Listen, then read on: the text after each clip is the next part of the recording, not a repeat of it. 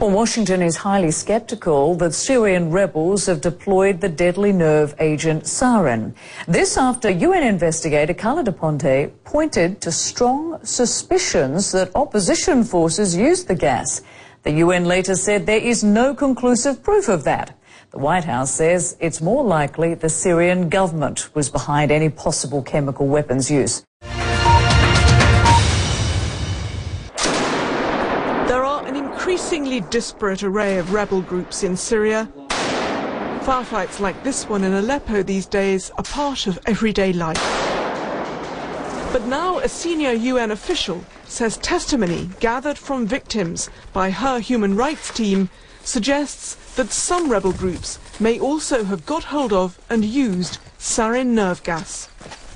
I was a little bit stupefied that the first indication we got, they were about the use of nerving gas by the opponents.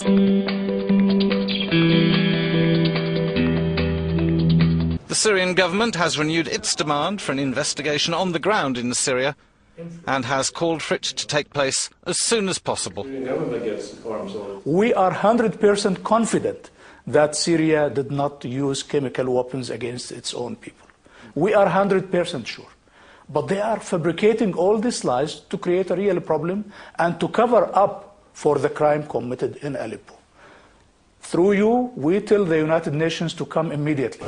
In America, President Obama said a red line will be crossed if chemical weapons are used, and some appear convinced they already have been by the government.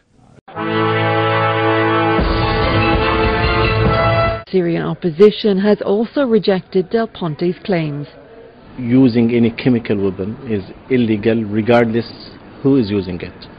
If it is used by the oppositions, which I decline, which I very much refuse and very much do not think so, then we will bring those to court regardless of their affiliation.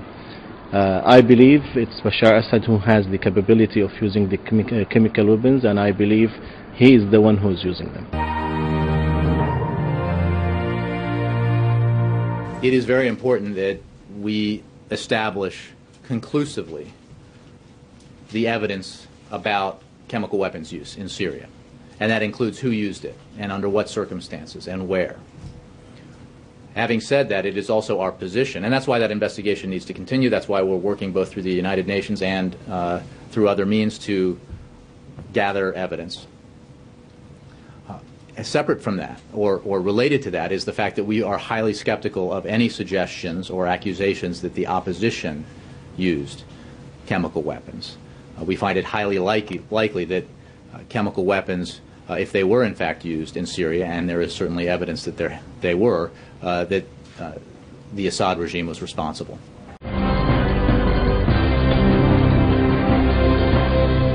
U.S. leaders said last month that their intelligence showed with varying degrees of confidence that military forces loyal to President Bashar al-Assad had used sarin gas on a small scale.